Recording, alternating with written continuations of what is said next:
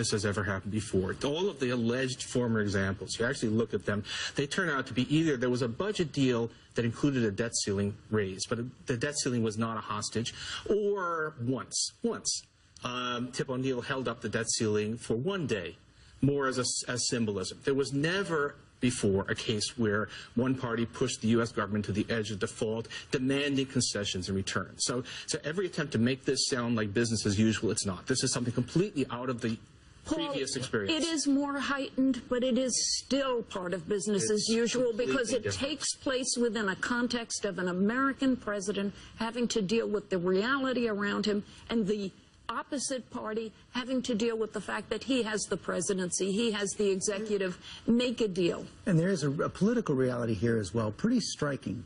Poll come out in your paper this week, the Wall Street Journal, NBC Wall Street Journal poll. I want to go through some of the numbers right here. Shows the Republican Party taking the brunt of the blame for the shutdown. 53% blame the Republicans. The view of the Republican Party, 24% positive right now. According to the pollsters of the Wall Street Journal, the lowest they've ever recorded, 24% positive. Only 14% of the country thinks we're going in the right direction right now. And as Lindsey Graham cited earlier, 60% of the country would replace every single member of Congress. So, Dan Senor, as Lindsey Graham said, everyone's falling, but Republicans taking a far greater hit. Don't they have to figure out a way to end this dynamic? Absolutely. There's no doubt that this is damaging to the Republican brand. That said, a year from now, this will have been long resolved. And I don't think voters will be talking about this shutdown and the dysfunction. What people will be talking about is the failed implementation of Obamacare. There are very few House seats that are really in play. There's like a tiny percentage of Republican House members that are in districts that President Obama won. There are 6 Senate seats, Democratic Senate seats, that need to be defended that Mitt Romney won by more than 10%. So the field, both in the House and the Senate, is much more favorable to Republicans. I think this is a bad moment for Republicans. I think it'll pass. I think the field, the history of the party out of the White House winning midterms, combined with the failed implementation of Obamacare, I want to say something about is going to be advantageous. The Obamacare thing will also be long past.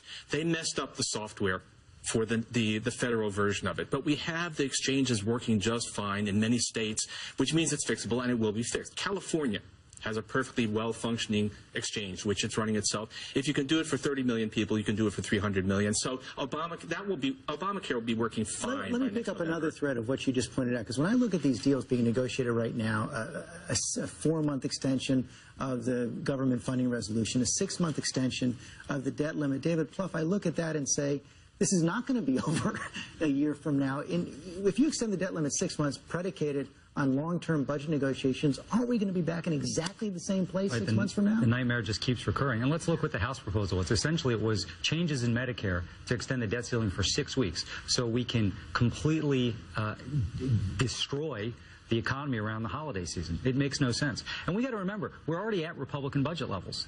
We are already operating at Republican budget levels, and this was not a budget discussion, Peggy. This was, they wanted to inject health care into the debate. We've never seen that before. But I think these numbers are damaging in the long term for the Republican. I think you have to understand they're already facing near fatal demographic problems right now. And you add this into the mix here, you've got suburban women, a lot of middle-class voters outside of the South are really souring on the Republican Party. And so I think for their politics, this has to get over. But listen, America needs a functioning, a principled, yes, but a functioning Republican Party again. And I think you're seeing in the Senate with Republican governors that sense of frustration really growing. And hopefully those more common sense people who want to govern, not destroy the government, will have their voices raised. Yeah, the governors are key, I got to tell you. Everywhere you go among Republicans, they start talking about what's happening in Washington, the Senate, the House, and then they go, our governors are great. And indeed, there's much excitement there, and I think the future of the party, 2016, is there. Paul, I got to tell you, I disagree with your point on Obamacare, of course. I think for the next year, as Dan said, it's going to be a big suppurating wound. There's too much connected to it that is going to be a constant grinding tension. One is this congressional thing where Congress passes things, but they get special benefits. The American people don't get them. You think it will. It's really not true. But the main point is that software I mean, a software glitch. Oh, but it's more than embarrassing. software. It's more than They've had to software. stitch together web platforms for the Department of Justice, Health and Human Services, Social Security Administration, Homeland Security, in order to make this enrollment work. It's a technology disaster. The architect of the website said in March that we'll be lucky if this thing doesn't look like a third world experience. Right, so they messed up. But the thing is, again, It's not just a I look small at thing to California. mess it up. It's a kind of big thing to mess up. A state with more than 30 million people, a state with 10% of the whole U.S. population, has a perfectly functioning exchange. That says this is doable. That says that they will fix it. I just can't imagine. Just to David's point on the Republican brand, the changing demographics. Again, I think the House will stay in Republican hands. I think it's a toss-up in terms of where the Senate winds up in 2014.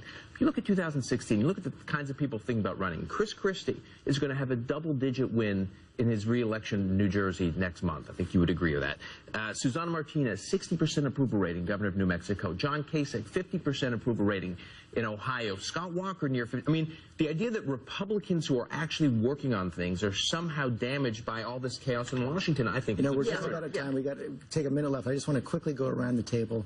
Is there a deal before Thursday's deadline? Do the consequences of default start to kick in? I think it's no better than 50-50. And so I think the country needs to prepare that this could go on for a while. I think the House is nervous, the Senate is nervous, and the White House is nervous. Nobody knows how this ends or exactly when, but there will be great pressure to clean this up, especially if damning polls continue to come out. I think it's no better than 50-50, and the positive 50 comes entirely from the likelihood that the markets are going to say something really very loud when they open tomorrow. I think they will get through it. Republicans should get through this and move as quickly as possible to a debate on Obamacare to prove what Paul's prediction is actually not And we'll correct. see if House Speaker John Boehner survives that kind of a vote. Thank you all very much. Great discussion. Next.